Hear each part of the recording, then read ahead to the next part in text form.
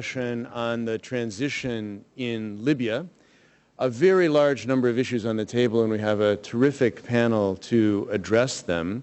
Prime Minister Jibril just recently, today and also yesterday, put both long and short-term issues on our agenda. So short-term stability, securing the arms that are floating around in the country, long-term political and social reconciliation.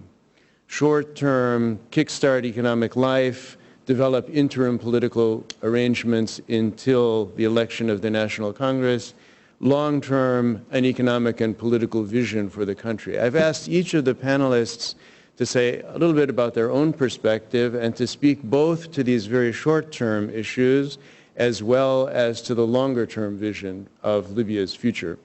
But I'd like to begin by asking Mr. Ahmed Jahani, who is the Minister for Reconstruction with the National Transition Council, to introduce our topic with a few brief remarks from the point of view of the NTC. I should say that it's a real pleasure to see Ahmed here.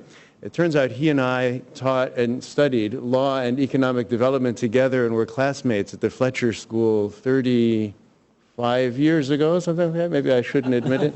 But it's marvelous to see you putting in practice what I've only managed to study over and over. So please. No, we have a job for you too. So you can put it in practice as well. Well, good afternoon. And thanks, David. It's a pleasure to see you. You still look young. I am here with a lot of my the unknown soldiers who are very familiar with what we have been doing. So I'm not going to say much about what really has happened, as I am supposed to be the Minister for Stabilization and Reconstruction, construed as reconstruction of the state, but not brick and mortar only. So it gets confused oftentimes that I am the guy who actually is going to parcel out contracts, although that's included in the sense that we have been inheriting, you know, $200 billion worth of a legacy that we have to sort out, and it's under me at the moment. I will pass on to the new government soon. The idea is still very important that we focus on the issue of reconstruction in terms of people and also the state, institutions, as well as, you know, whatever roads we need to lead to the next minister's house. So the stabilization part was actually a great story that will be crowned by a report that my colleagues, led by the sort of the very sort of dedicated man, my chief operating officer and spokesman Arif, he will actually cover that because it is a real story that's worth really telling, that led us to declaring our plans to be now the stage for implementation just one day before Tripoli fell. And this kind of people you're going to hear from are the ones who have sent the messages through Libyan and Allahu Akbar as the sort of the secret word for rising of Tripoli and many other things that are really worth listening to. So that much, I think, is what happened. As to what should happen is this issue, what you refer to, the transition period. It will be deemed as transition as of today, because today is the Liberation Day. It will start this process under the proclamation, the constitutional proclamation, that it is for 240 days that we will have to deal with an interlocking and areas of how to ensure a safe and secure environment, you mentioned, and we're going to get into that. How to deal with the issue of rule of law and transitional justice, and then how to deal with the social group of things, you know, the being of our people, but also the youth as they come back with a high esteem. You know, they fought and they got us rid of the despot. And then the issue of how to rehabilitate them and eventually to get into this truth and reconciliation, which we need to do. And of course, not to forget that this is all can only be done if we have the right political environment, unity of effort, basically having an effective government, which is really the governance part of it, that basically adhere to principles of rule of law and transparency, accountability. And last but not least is the economic recovery. Those issues that are related to public expenditure management, financial management, how to get the country back to some kind of a sustainable, for this period, of oil production levels, as well as how to get the releases in a graduated manner of our frozen assets that are now connected to the fact that performance of the government would also be upfront there. So there's a whole host of issues that are not necessarily easy to address because the sequencing of that and the complexity of these issues are what is going to make or less than make the period ahead. I am very much optimist on this because we have been, coming from almost very low level where my own building where I live was shot at by a rocket. And we have had the death sentence meted out against me and others in the council. So clearly when you see now all of these people celebrating and all of this throughout the country, the victory, of course, is without doubt. The issue of how to make the youth now that have traditionally had been more or less of a, let's call it a low self-esteem now, they're coming back with a high self-esteem, the people who have liberated the country. How to deal with that, how to integrate, how the combatants, and that includes also the other side, no question about that, and how to deal with the issue of arms. The issue of arms is very much related to the issue of what kind of national institutions you're going to have.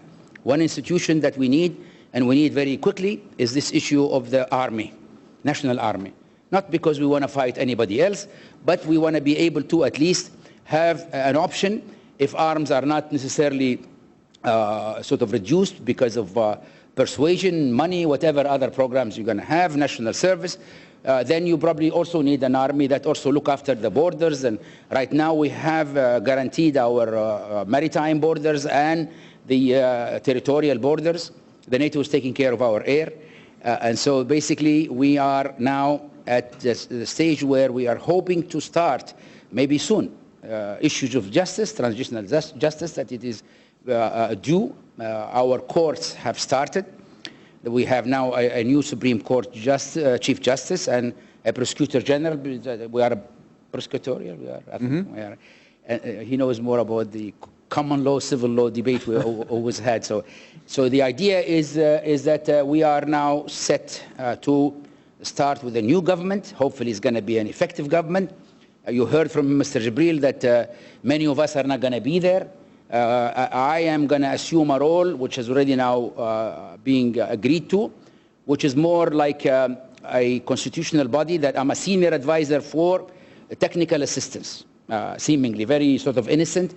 But the idea is to monitor, safeguard the reforms that the government would adopt, and then make sure that the issue of matching the technical assistance which is being lined up to actually be effectively used. And so I'm not going to be a one-man show. There'll be a lot of people who have been with us in the stabilization, who have been in really great Samaritan. No one was paid any money. We operated with zero budget. This is not going to be the case, of course, as we go forward. But they are going to be an army of young Libyans, mostly either expatriates who we are trying to more or less attract to come. I have had a big meeting in Derna just 2 weeks ago in this subject. And some people are willing to actually really come and bitch and help. So I probably talk too much, but I can tell you that, that there is enough there to assume that there will be a very good scenario that is going to unfold. Why? Because I think two things are very important. Libya has kick-started history.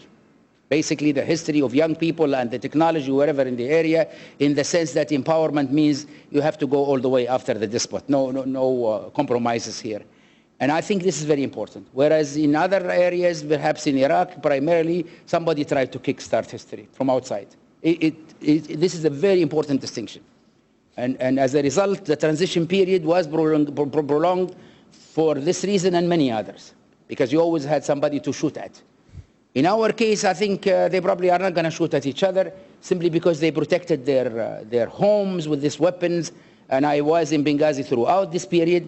And as a matter of fact, I can evidence to you, ladies and gentlemen, that our crime rate has probably plummeted to unprecedented and historical levels, because all of these guys have taken care of all of these, if you want, your regular criminals that you will find. So we hope this will continue. The other reason that we basically have this high hopes is because right now we really have gone ahead of everybody in the area. We created a body that people really are coalescing around, this Transitional National Council, from almost the first week. And I was there in the middle of how there was immediate agreement that Abdul Jalil will be the one who leads and became a symbol. And so I just put this two elements are very That's very helpful. strong. Thank you so much. It's very, very helpful. You put a number of important issues on the table. It's a moment when the hopes of the world really are focused on the success of you and your colleagues. Arif Anayat, you have a very wide-ranging background. You're serving now as the transitional ambassador to the UAE from Libya, but you've also a background in the technology sector and a background as a philosopher and a theologian. So let me ask you short-term and long-term. You were part of the stabilization team. What was that like and how is that working? And long-term, where do we go from here? Bismillah, alhamdulillah, wassalatu wassalamu ala rasulullah, wa ala sahbihi wa man wala. First of all, I would like to say something about joy to begin with. And maybe I'm talking about joy in a sad voice, but it's very, very important. Today is a great day in Libya's history. Today is a day of liberation. And we must speak of joy. Yet it is a kind of joy mixed with sadness and a very heavy sense of responsibility, because it is a joy for a victory and a liberation that has been achieved through tremendous sacrifices by thousands, literally thousands upon thousands of young people, and thousands upon thousands of mothers who are grieving for their dead children, and for the injured and the amputated and the raped and the handicapped and the disappeared. So it is a very strange emotion that fills the heart today, an emotion of happiness and joy, but one of responsible joy and one of respectful joy that respects all these victims and all these heroic young people that have given us our freedom and given us dignity back and given us life back. Today, Libya is alive again, and it's a great emotion of coming to life again. Yet, this joy has many responsibilities associated with it. We must not squander the sacrifices of the young. We must not squander the pain of the mothers and the children. We must build something with all this pain. And this joy must translate into concrete, practical, real progress on the ground in all areas, most importantly in the areas of healthcare, education, taking care of the young, making sure that there are jobs for everyone, making sure that everybody can have an equal opportunity to participate in the reconstruction, the stabilization, the rebuilding of a great Libya, a Libya that will be a lighthouse for this entire region.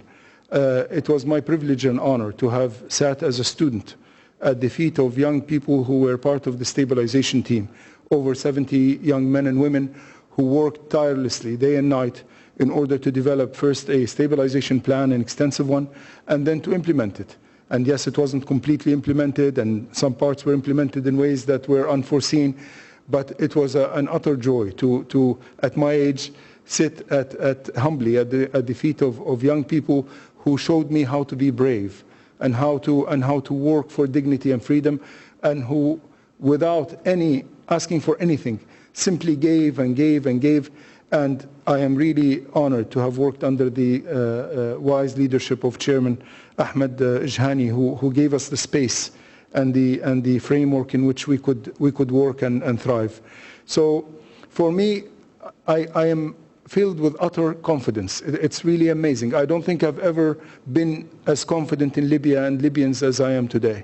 I feel utterly optimistic, totally optimistic, not because of anything external, not because of money that Libya has, not because of resources, but simply because of the young people that I have come to know. They will bring Libya into new horizons, unforeseen by any of my generation or the generations who are older than myself. They will make it, and they will make it big. And they're already making it. I mean, there are dozens of newspapers already, and dozens of civil society organizations, and dozens of women rights movements, and dozens, endless activity and creativity.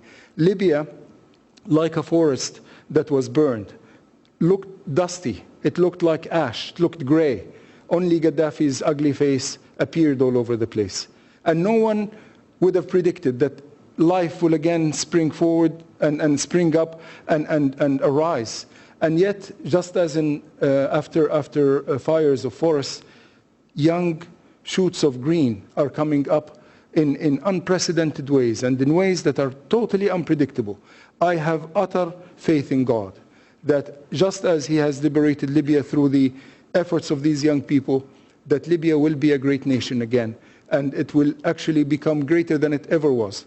And there are, the medievals spoke of three cardinal virtues, and they are shared by many of our faiths, be it Islam or Christianity or Judaism or Buddhism for that matter. These three cardinal virtues are faith, hope, and charity. And indeed, I have seen in these young people tremendous faith, tremendous hope, and tremendous charity. It is through charity, through love, that Libya will live again. And that is how stabilization happens. Stability, after all, is a grace, is a gift of God. We call it in Libyan, in Arabic, we call it sakina. So this sakina is a gift that is gifted to a people by God when they act towards each other with love. I have seen tremendous love, tremendous mutual compassion between Libyans, and I am utterly confident that Libya will achieve great things. I salute the young people who made this possible, and I salute them as my teachers, for I have learned tremendous things from them. And I salute the older generation of Dr. Ahmed Jahani, not so much older, who actually gave me and my colleagues the space to work. Thank you very much. Thank you, Arif. Thank you very much. A very inspiring comment on your recent activities there, and an optimism that I hope we'll all come to share. Mohammed Arrat, you have experience also in the private sector as general manager for Lexmark, but are also participating in the transitional governance arrangements as the Deputy Secretary General of the Opposition within the government as it exists. What is political transition for you? How do you see the process unfolding and the space for opposition? Thank you, David, and thank you for this opportunity. I echo the sentiment that Dr. Arif mentioned. I think this is a mutual feeling that all Libyans have. This is something that is our launching pad and is basically where we take off from. And also, I bring a perspective, as you mentioned, of a Libyan who was forced to live in exile for 29 years. And I developed myself in a career in the technology and business sector in a Fortune 500 company. But also, my primary objective in life was working for this opportunity. In my involvement in the opposition with the National Front for the Salvation of Libya. And now it's basically, as they say in the U.S., be careful what you wish for. Now that wish is here, now it's upon us to go and get it. And this is really the excitement that we have. And I think the political process, as far as the long term, so I'll start with the long-term view here, is that I think political reform cannot be separated from all the other reform.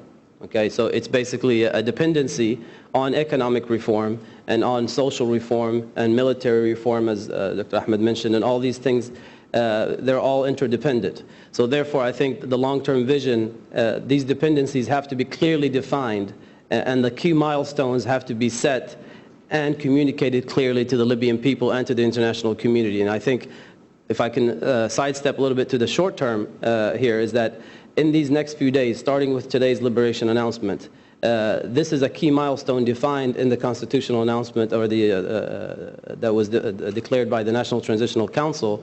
This is one of the key milestones. Okay, the next key milestone is the formation of the transitional government in the next 30 days. And then after that, we have the election for the National Congress in 8 months as defined in this roadmap.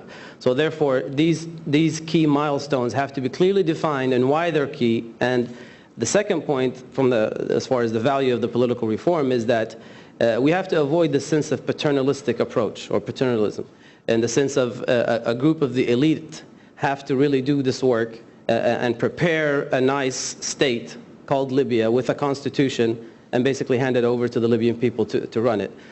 And sometimes, coming out of 42 years of a one-man show, sometimes people want to have a tendency to go towards that. And this is really very dangerous. And I think as leaders in this process, we have to be very inclusive, as well as create platforms for this inclusiveness from now. It's not in 8 months, it's not in 30 days, it's from day zero. And this sense of inclusiveness is probably, to me, the most important element, because it creates three things. For the third point that I wanted to make is that it creates accountability, transparency, okay, and I think Mustafa Abdul Jalil, our president, mentioned that the slogan for this next phase is transparency, and I think that's key. And then the third thing the third thing is made up of two parts, which is credibility and capability. And this is something where Libyan people, especially the young Libyan people, as Dr. Jibril just mentioned earlier, they will not accept half-ass. Okay, they will not accept anything done halfway. It has to be done properly, because the price we've paid is very high, and therefore the quality of what we get for this price must be really high. And therefore the credibility and the capability of the people that lead, whether it's the transitional process or the state process, the post-constitution referendum process, has to be very high. And I think with those high expectations comes high responsibility, as Dr. Arif mentioned, and I think the duty is upon us Libyans, with the help of the international community, but I think we really have to look ourselves in the mirror when it comes to launching this phase. It cannot be done elsewhere. Thank you. So legitimacy and transparency from the immediate now forward as an important element in the legitimacy of the process and the legitimacy of the...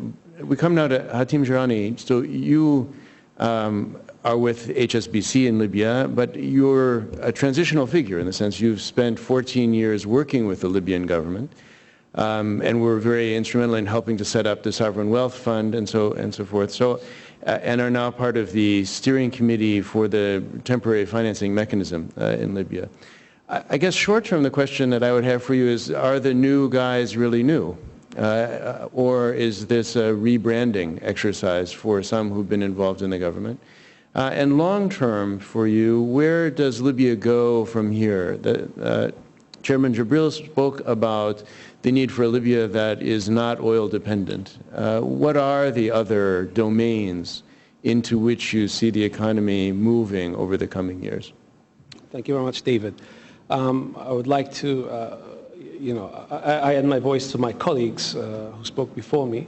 Obviously, I share their hope and faith in the future of Libya. However, that's not to say it won't be challenging. The legacy of 42 years of the Gaddafi regime, nobody should be naive and expect that things will change overnight. It will take time. However, a great deal of work needs to be done, and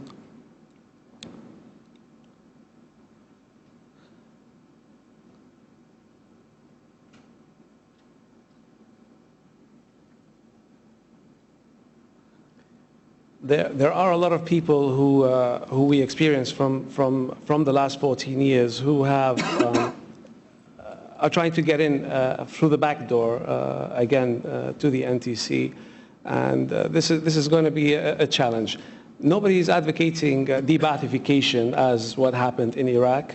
However, we must put in place the proper checks and balances and the proper institutions that will never again allow the old ways of the Gaddafi regime to come back again. This is what I have to say about what's happening right now in the short term. As for the long term, it's obvious. I mean, nobody should depend on oil. Libya is a very rich country, and there's an abundance of other resources. Libya can play a great role in travel and tourism. This is a sector that has as yet been completely undeveloped. We have also renewable energy. We have a vast Sahara Desert. Solar energy is something that can be exploited, and exporting this to Europe. We can create a financial hub in Libya. I wish to see this, the Benghazi Financial Center, perhaps, and it can be a hub to service Sub-Saharan Africa as well as North Africa and Southern Europe. and so many others. I mean, Dr. Jibril spoke of his vision for 2025. So there are a lot of ideas that can be pursued. Great, thank you very much. Well, let's stay with the economy for just a moment. So, Naman Abouri, you're vice chairman of the Saraya Bank in Libya. Short-term, kickstarting the economy, what role for the private sector? Longer term, if not oil, what do you see? I also add my enthusiasm to the future of Libya. Libya, I think the people of Libya and the youth of Libya has paid a very dear price for today, where we find ourselves, and I also salute our martyrs who have sacrificed their lives to buy us freedom, bring us freedom. In order to look at the economic sector of Libya, if we just look at some figures which are very important to give you an idea of what the Libyan economy looks like. Libya is a vast country. In size, it is a very large country. It's the fourth largest country in the Arab world. We've got a population of 6 to 6.5 million, with a growth rate of about 2.5% per annum. A workforce that's about 2.5 million people. We've got a GDP of over 96 billion, so that's per capita is around $11,300 per year. We've got more than 60% of the population is under the age of 30. 40% of the population is under the age of 14. So we've got a very, very young population. The problem is that we've had a centralized economy. Everything was managed and run by the government, whereas the private sector only contributed 15% to GDP.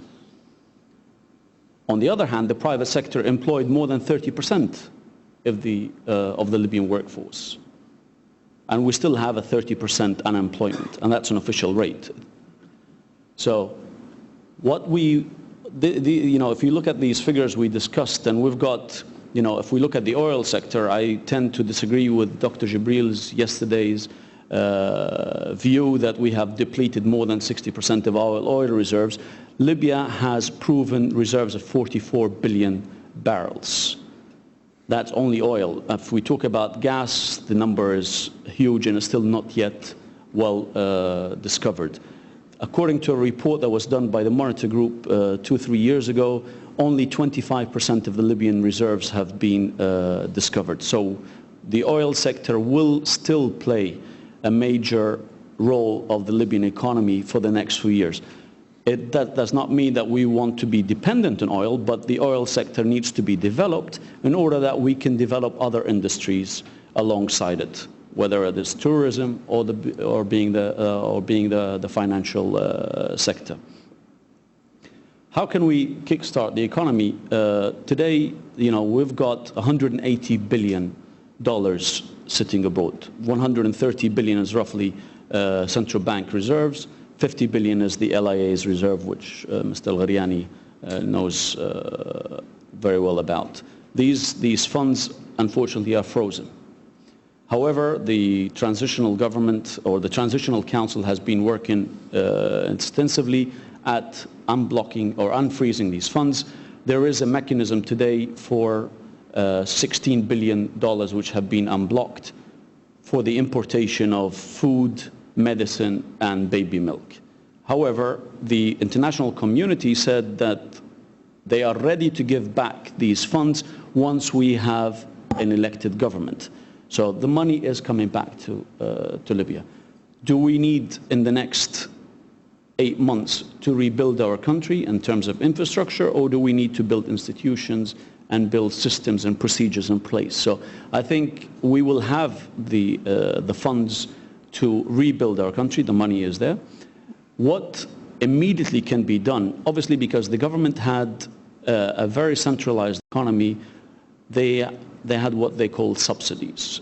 Libyan government subsidizes fuel and basic commodities.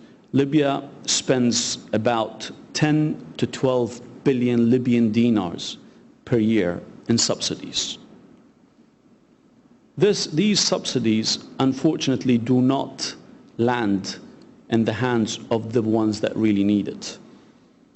we estimate roughly about 40% of the subsidies get smuggled to neighboring countries. I've witnessed that myself when I was driving out of Tripoli 10 days ago to neighboring country Tunisia. There was a strike at the border. Got there, I was about to miss my flight from Jerba. Why is the strike? Because our Tunisian brothers wanted to cross to the border to fill gas at 15 Libyan cents to the litre, roughly 12 US cents to the litre. The Libyan bordermen were saying, you know, we are desperately in need of this fuel today. When we had abundance of fuel, you could come, it's not a problem. So 40% of this subsidized, and 8 out of the $12 billion a year of subsidies, 8 billion goes into the energy sector, whether it's fuel, gasoline, or cooking gas. This is practically 2 billion Libyan dinars a year that is being burnt. If we look at the Libyan population, 40%, we said, of the Libyan population is under the age of 14. So 40% of this population does not have a car. So they do not benefit from gasoline prices at 15 cents. 30% of the population is unemployed. So even if you give them sugar at 5 cents to the kilo, they still don't have the 5 cents to buy the sugar. What we need to do to kickstart this economy is to substitute, and I would like to highlight substitute. We're not eliminating subsidies. We substitute subsidies with cash payout. Give the people the cash. Let them choose whether they want to buy bread, they want to buy gasoline, do whatever they want with it. If we're talking about $12 billion, Libyan dinars, sorry, of subsidies, we're talking about 2,000 Libyan dinars per capita. That's roughly 170 dinars a month that should be given to each Libyan in his hand, and it's up to him what he does with it. Because today, the only person who's benefiting is the rich guy or the well-off person that has more than one car, that could have one air conditioning in every single room, that is benefiting. But the guy who doesn't have it is not getting to it anywhere. It costs the Libyan government 2 billion Libyan dinars just to distribute the subsidized food. Naman, I want to come back to this question of various development strategies that have been proposed for kickstarting, but let me get Tariq Youssef into the conversation. Tariq, you're the CEO of Silatech in Qatar and a member of the WEF's Advisory Council on the Arab World. One thing, having heard from your colleagues, if you could help us by putting it in the Libyan situation in regional context. So how do you see Libya in relationship to to Egypt, to Tunisia, the other transformations that we've been hearing about over the last couple of days? Thank you, David. I obviously want to add my voice of optimism and support to my colleagues, and I want to salute our people on this day and everyone is sitting on this podium for their contribution to bringing us to this moment.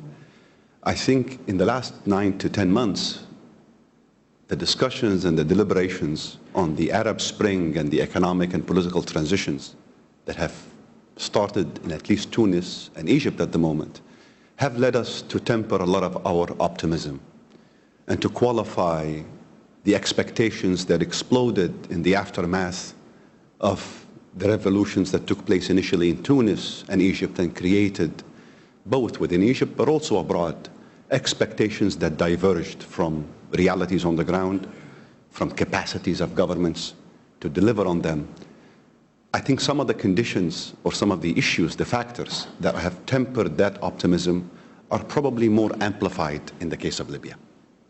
And by that I mean, if in Tunis and in Egypt, with relatively strong government institutions, with a vibrant political life, with all the limitations it had before, and with civil society that was rather vibrant and a diversified mixed economy, we are now realizing the magnitude of the challenges, the short term versus the long term, questions of legitimacy, sequencing, the role of political actors. I think in Libya, the challenges will be all the more amplified, especially after a 42-year period where not only did you have many things missing, but you had a government that effectively dismantled the instruments of the state, and where even the questions of nation building and nationhood in a country that did not have the fruits to build or have the opportunity to build real institutions at a very early age, these never took place. This all leads me, David, to suggest that in fact one of the most important challenges domestically and externally for us Libyans and for the interim government is to manage the expectations of this transition. Management of expectations is also the management of stability, the management of public involvement. Associated and closely linked with the management of expectations is the management of the transition itself. I think there are some lessons from Egypt and Tunis that we should be paying attention to in Libya. They were noted by Ahmed al-Jahani and others, but let me just paraphrase them perhaps in two areas that I think in Egypt and Tunis the lessons are clear. One, the management of the political process itself. And that started today. Questions of the legitimacy of who rules, how they make decisions, on what basis they make decisions, their accountability, their transparency. I think one of the lessons from Egypt, as opposed to Tunis at the moment, is that accelerating the political transition and creating political legitimacy is probably in the interest of managing the short term and linking it up to the long term.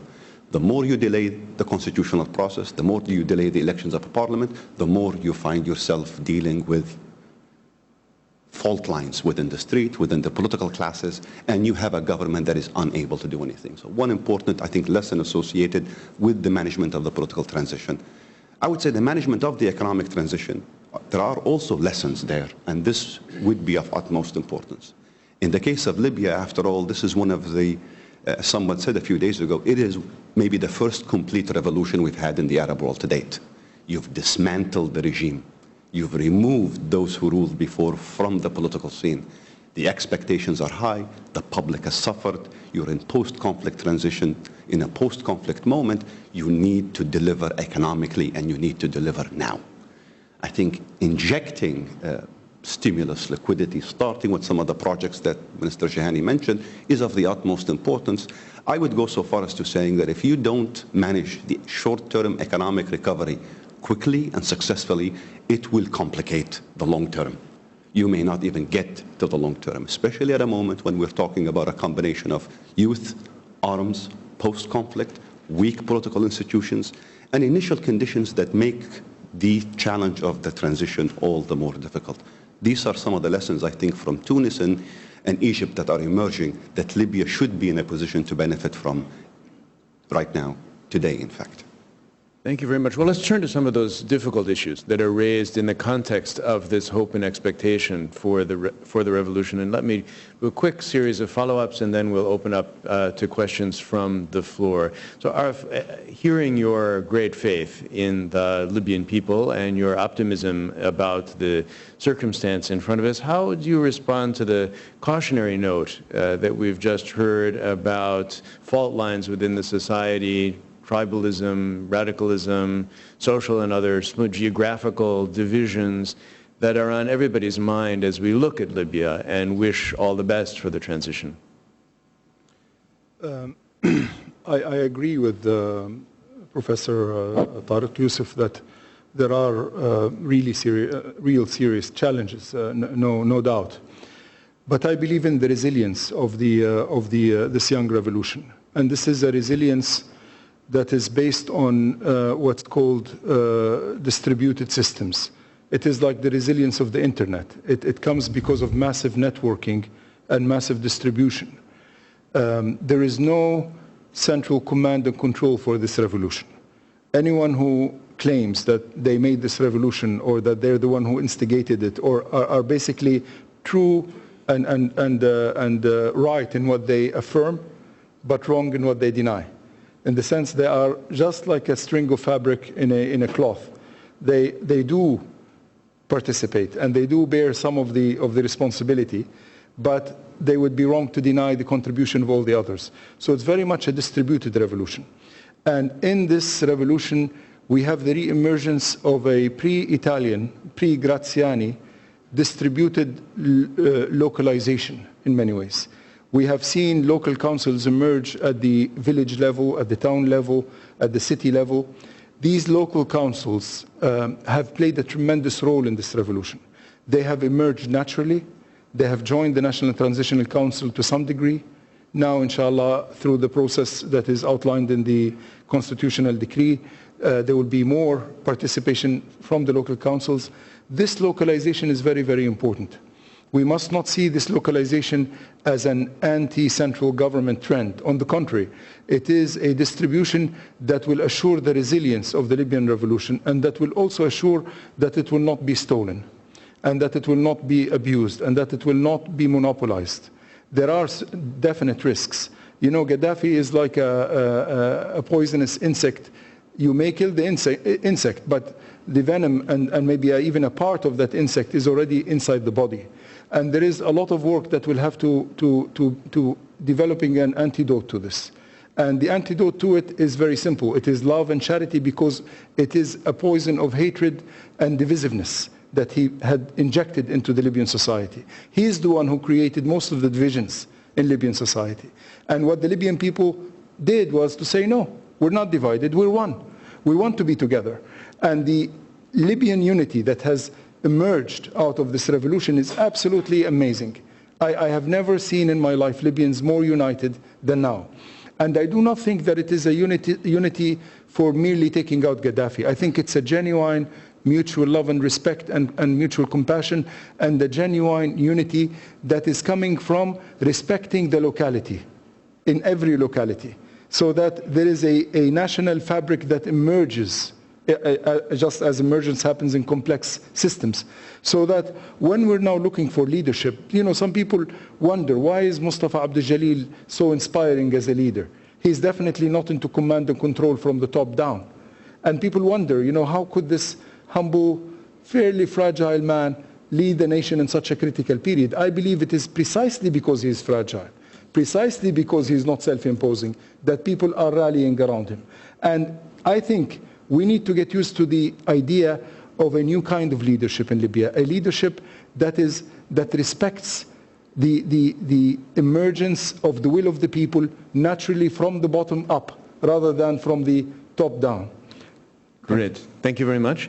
Mohammed, you spoke about, from the position of the opposition, about the significance you attach to openness and transparency. What are the one or two things that you're looking at as indicia for a successfully open and transparent transition period? What worries you there?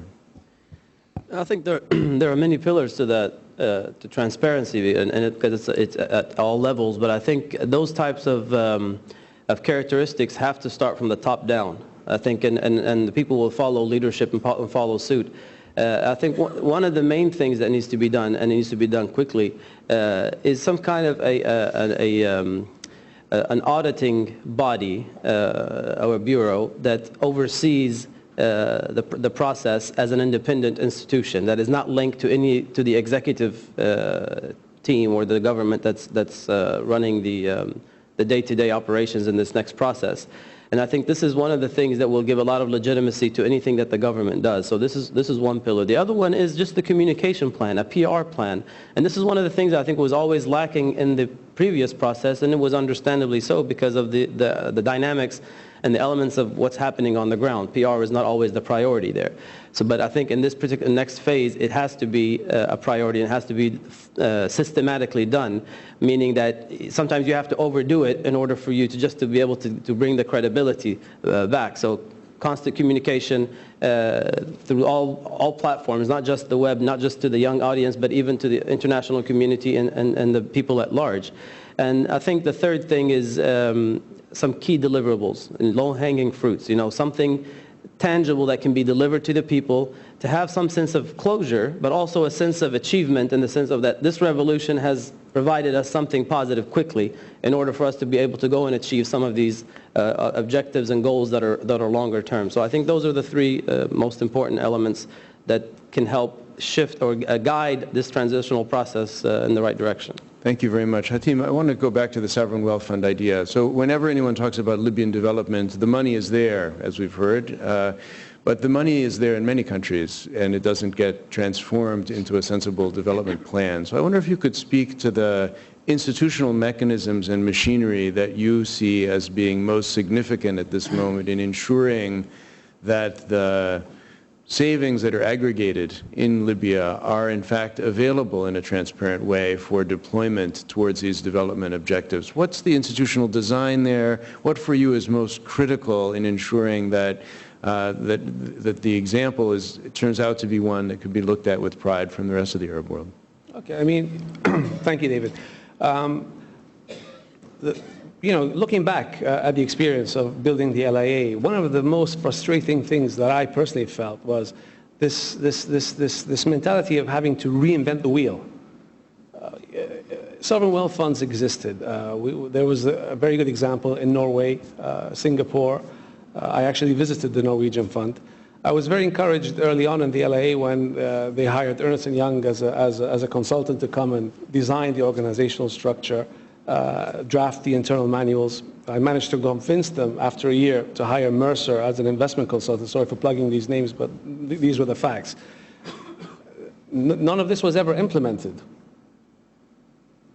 The org structure, until I left in June 2010, was never implemented. I don't think anybody even read the asset allocation of the LIA. So if there is a will to do things properly, it really doesn't take very much. It literally takes will. So I really hope that the new authorities in Libya will have this will. Another thing I would like to add is, given the economic and political situation in Libya over the last 42 years, there hasn't really been an investment banking sector inside of Libya. So again, I cannot for the life of me understand why it's acceptable for the Libyans to hire an Italian to coach our football team to try to get into the World Cup qualifiers, but not to hire the ex-head of the Singapore fund or the Norwegian fund to come and take charge of the LIA. By all means, put the best and the brightest Libyans with them, but we have to make this shift in attitudes towards bringing and hiring, and this goes across the board, not just to the LIA, in every sector, in every sphere, to bring competent management from wherever they may be, and pay them and reward them for delivering results until such time that you have Libyans who are competent and who can do the jobs themselves. We must not continue to kid ourselves. Thank you. Very helpful. Now, I want to stay with this question of the participation of foreigners in Libyan development and foreign direct investment. We talked about the private sector and its significance as you saw it to kickstarting the economy and towards the longer term. But what about foreign investments? What about the existing contracts, existing relationships, either with the government, business-to-business relationships? What is the attitude of the plan now, and how do you see those relationships developing over time with the foreign investment sector?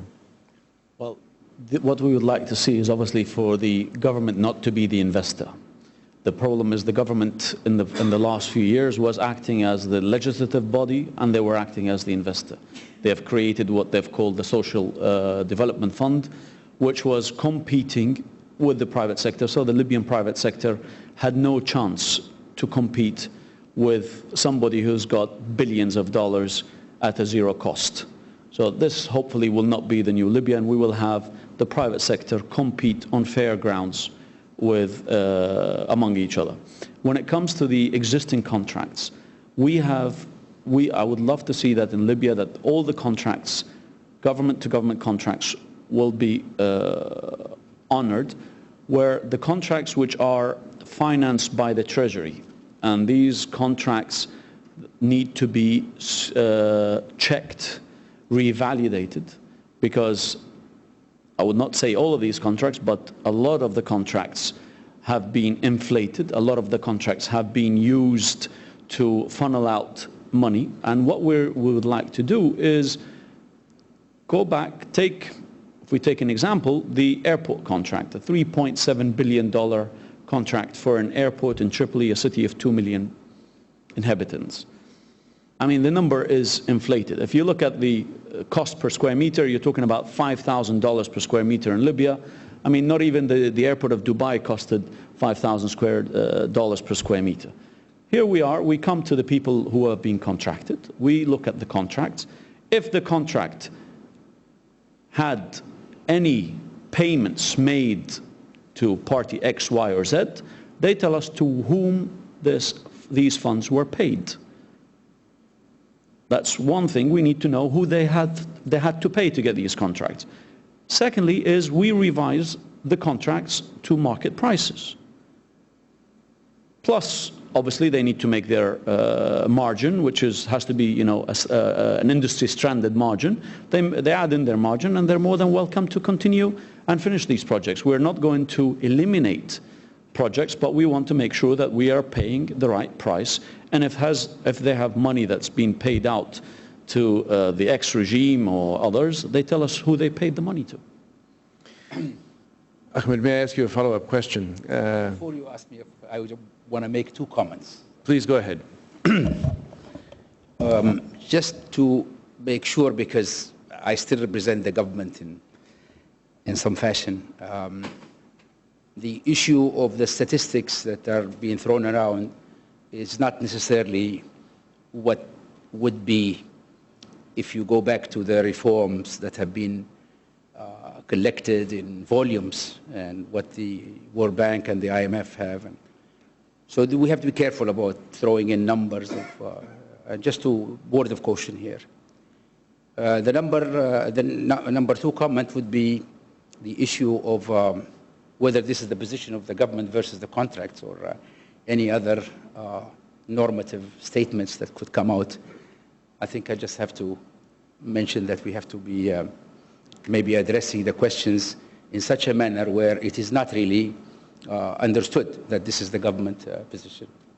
No, I think that's very helpful. I think that's very helpful. These are all people who are speaking in their personal capacity. It's a personal capacity.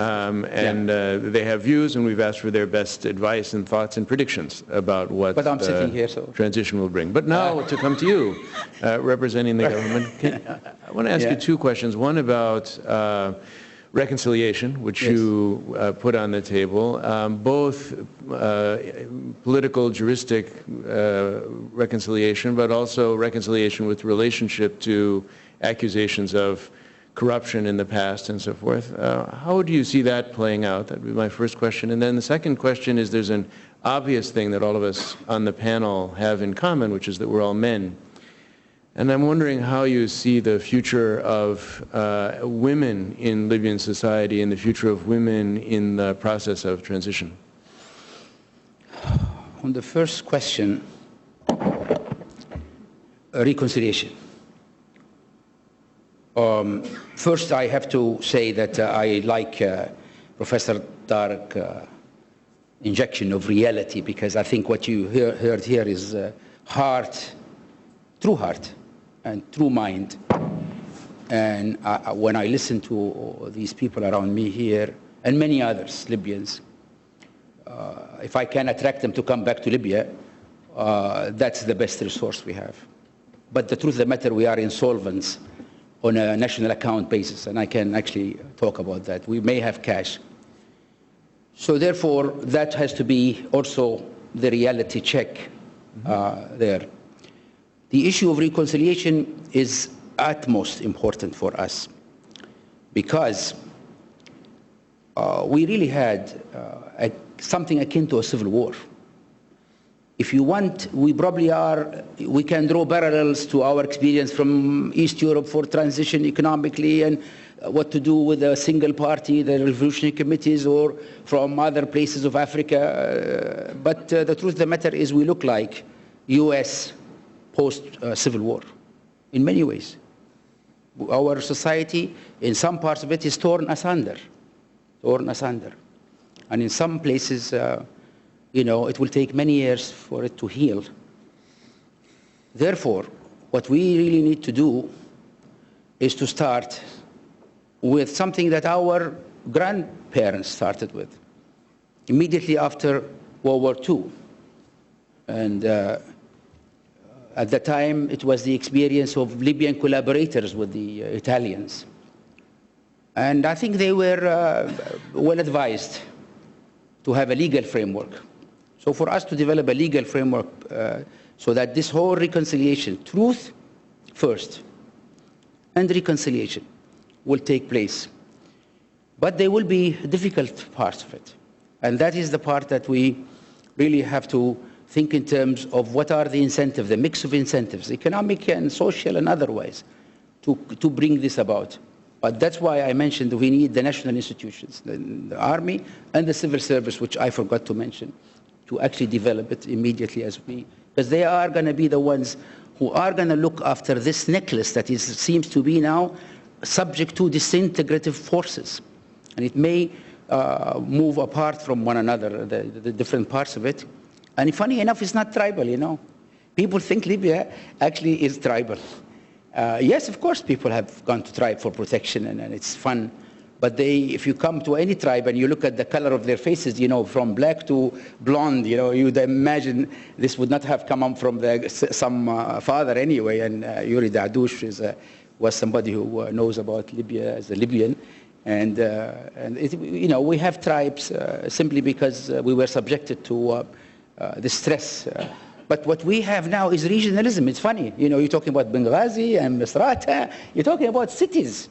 The truth of the matter is what we need to do is decentralize as fast as we can, not only decentralization administratively, but fiscally, and do all of these things together, the interdependency of all these issues. It's not like it's going to be easy. Now, how do you then deal with the issue of corruption as a reconciliation? I don't know where you fit it there, David, but the truth of the matter is your corruption in contracts would be very much subject to your normal odious contract concepts that we have to deal with. We have contracts that are 4 times the price per unit as compared to Kazakhstan, and I have gentlemen here who can testify to that from Ernst & Young who've worked with us. And we have all sorts of funny contracts that have been devised. 2-pagers that are given to a contractor who then design and works out the detailed work and then implement and then change through change orders, the equivalent of 7,000 contracts, almost 80 billion under one organization alone. So clearly there is a lot of things that should not be all mixed together. The reconciliation of people, communities together has to be a community-based, and we have to bring the new ideas that are emerging. The bedrock of the democracy in Libya today, clearly, is the municipal power.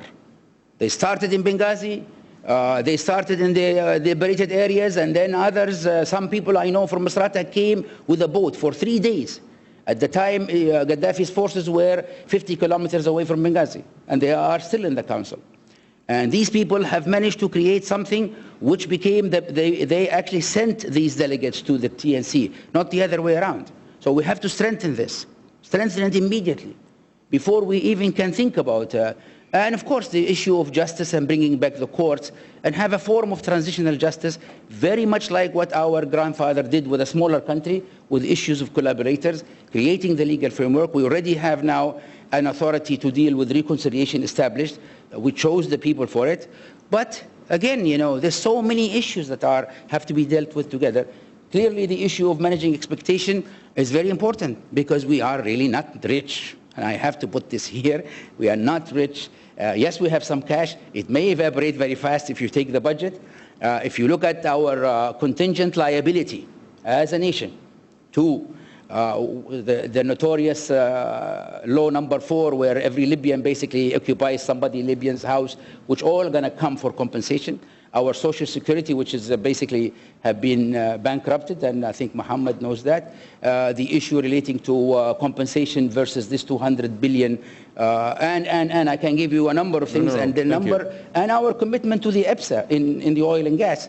If you add all of this together, you have an insolvent nation. There's no question about that. If we jack up the oil to a certain level, and if we have a good multiplier, and if we have a good macroeconomy and all of this, then we are not insolvent. But if we continue our management, if we continue our sort of the expectation not managed of our people, we are going to be hitting that you know, sort of the bedrock of bankruptcy. That's my contention today. So I hope I did not mix up the reconciliation No, you're right. of community Many issues. with these contracts. Yeah. Do you want to speak representing the government to the future of women in Oh, the one, yeah, what women? Since I Libyan know society? quite a number of women in my life, my daughter, my wife, my mother, and all of these people, and they are actually very difficult, all of them. Sometimes you find me out there asking for empowerment of women, and in my mind, to confess, I say, but not my immediate woman, because they're already empowered to a point where they're, but the truth of the matter is the Libyan women have been shy, not because of any statutory requirement, it is the customs, but they have been shying away from the public place. That's a fact. And we've been saying this, and we are trying to get them to understand that, but we are men. I mean, how are we going to be? So there are a lot of women now in the civil society that are coming out, and young, and they are not going to need much brooding by me or the likes. So my take on the woman in Libya, since there is really no statutory, no laws that have to be removed, it's a fact.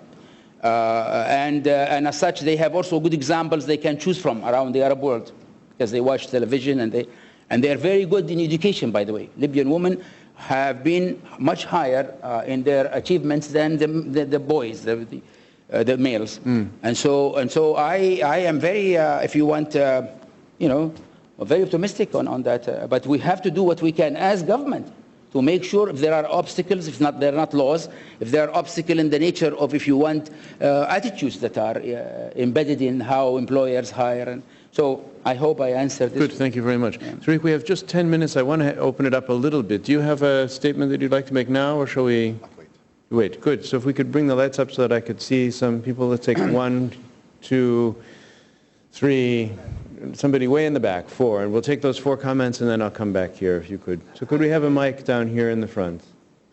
Thank you. Actually, I'm maybe you could tell us who you are first. Thanks.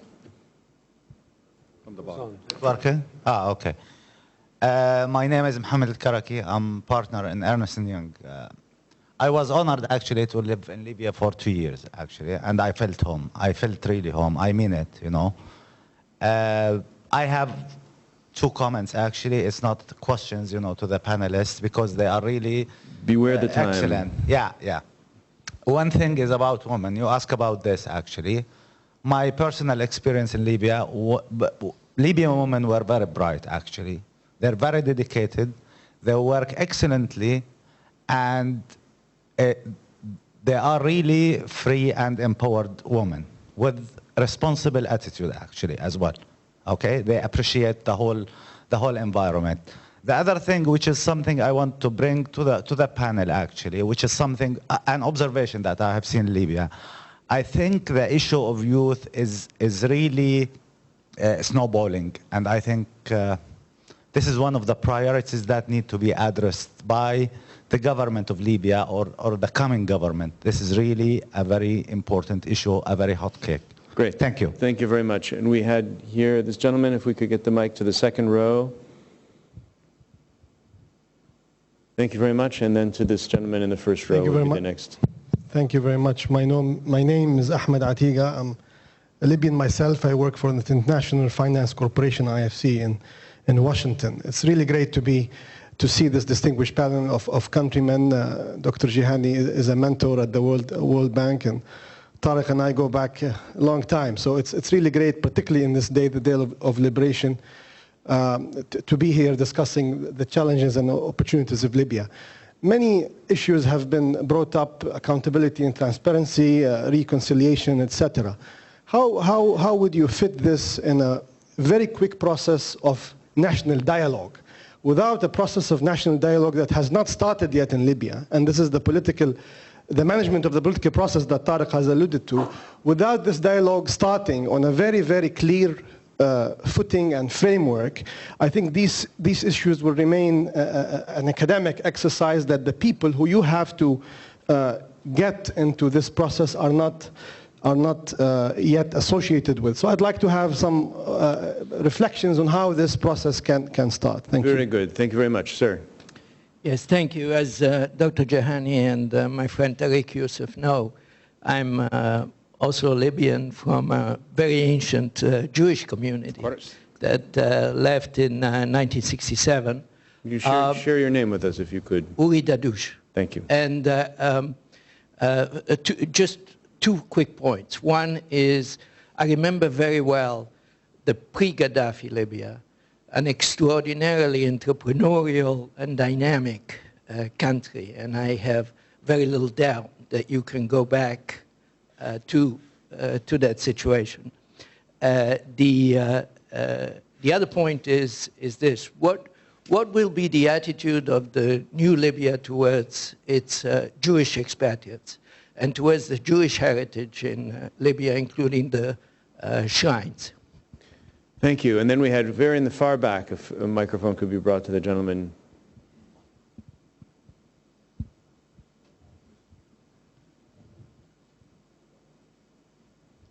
Thank you very much. My name is Jim Walsh from the Irish Senate. I would like to say a very interesting session which shows clearly that Libya has both challenges but indeed opportunities as well. I welcome the openness and transparency suggestions put forward, but my question is to do with liberty and particularly having a pluralist approach with regard to freedom of expression and freedom of religion. So the question to the panel would be, what provision will be made to ensure that the post-conflict situation in Iraq, which was appalling for many Christians, and also, to a lesser extent perhaps in Egypt, won't occur in Libya, and that in fact the Arab Spring will not become a Christian winter? Thank you very much. So let's take those four. So we have the question of youth, the sort of snowballing possibility, the question of national dialogue, the question of Jewish heritage, and the question of religious freedom, particularly with respect to religious minorities. Tarek, since I didn't come to you before, do you want to take this question of national dialogue or any of these other? So these will be last comments. We have just a few more moments. I mean, very briefly, I think Ahmed is absolutely right in emphasizing the importance and the role of national dialogue, both in the immediate and in the transition from the short term to the long term. National dialogue, in this sense, is about legitimacy. It's about opening up the space. It's about an inclusive political process at a moment when you don't have a constitution, you don't have checks and balances, you have worries, you have concerns, and you have suspicions that this revolution could very well be stolen. So a national dialogue is precisely one of those instruments, Ahmed, that would allow us to engage in thinking about the future, open up the space for views to come in, and to ensure that we, when we arrive at whatever national vision we develop or whatever constitution, we have in fact subjected it to scrutiny, to revision, to deliberation.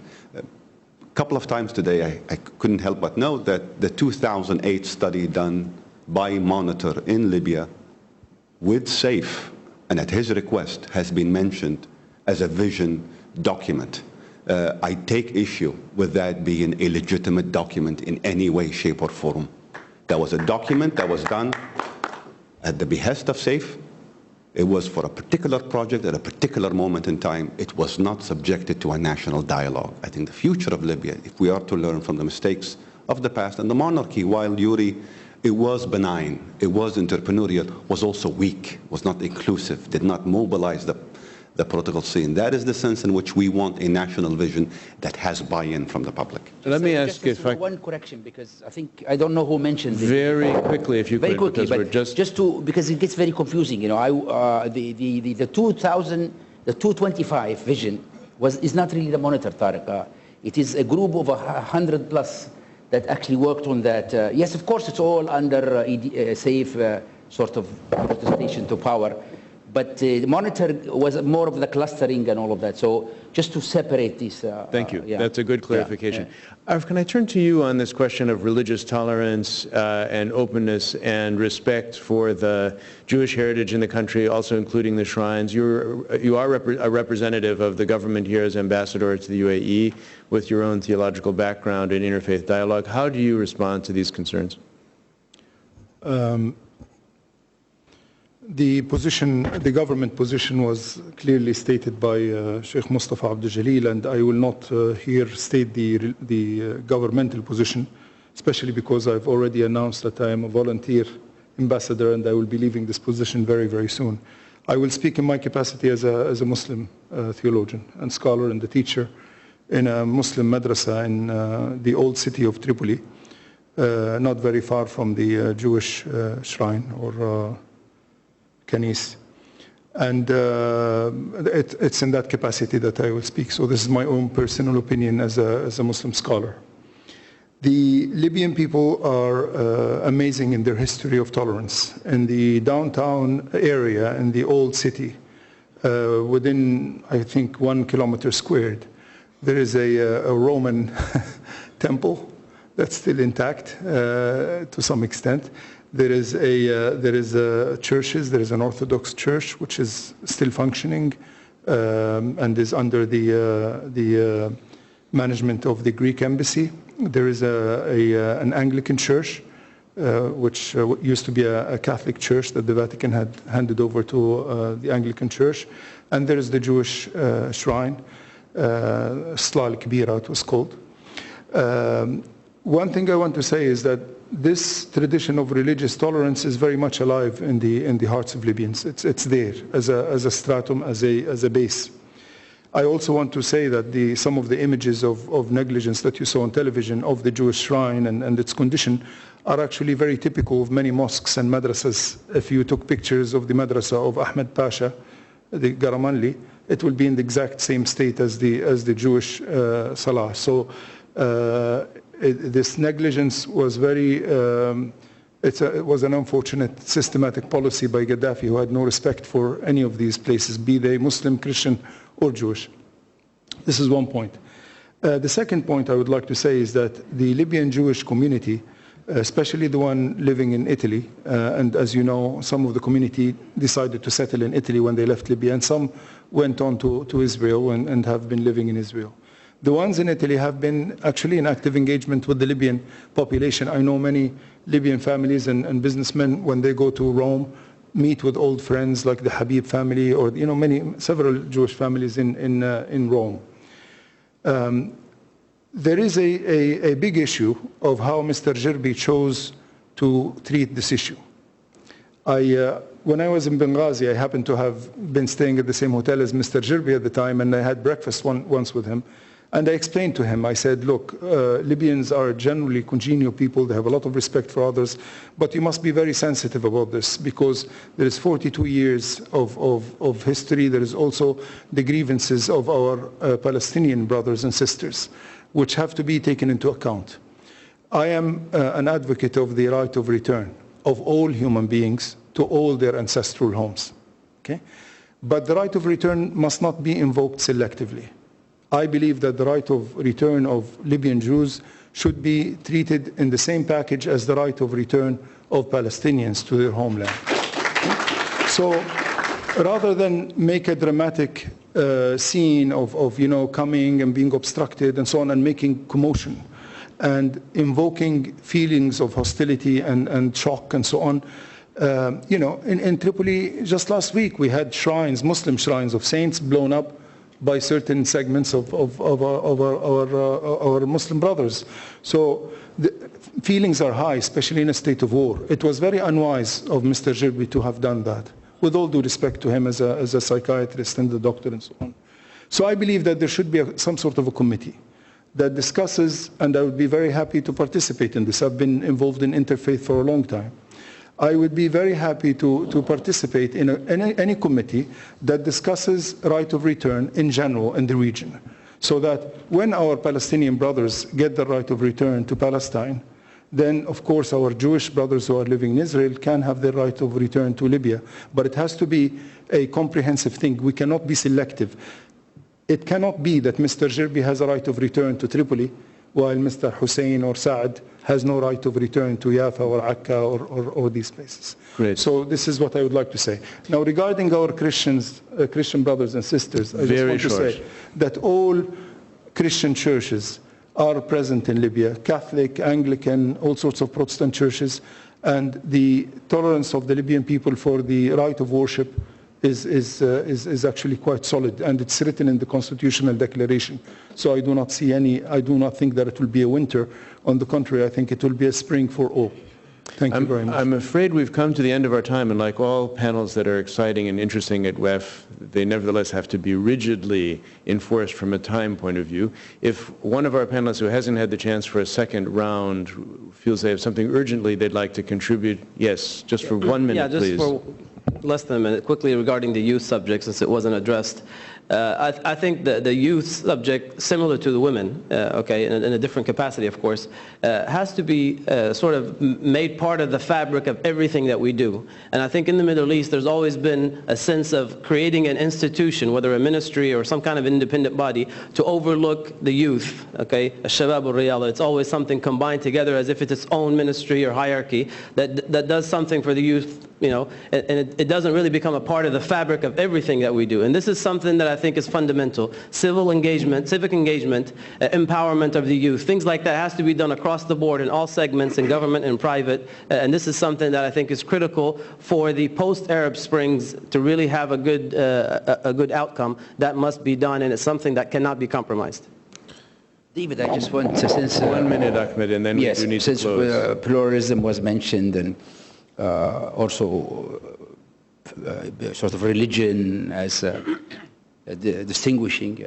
And I think what I know now from the Council and the statements made, and also what has been now transacted in the media, if Libya wants to deliver on its promise of a democratic, open society, that it is integrated with the rest of the world, all of those issues of religion and gender and whatever would not be, you know, a measurement for citizenship. Because what Libyan really lacked under Muammar Gaddafi is the idea of citizenship.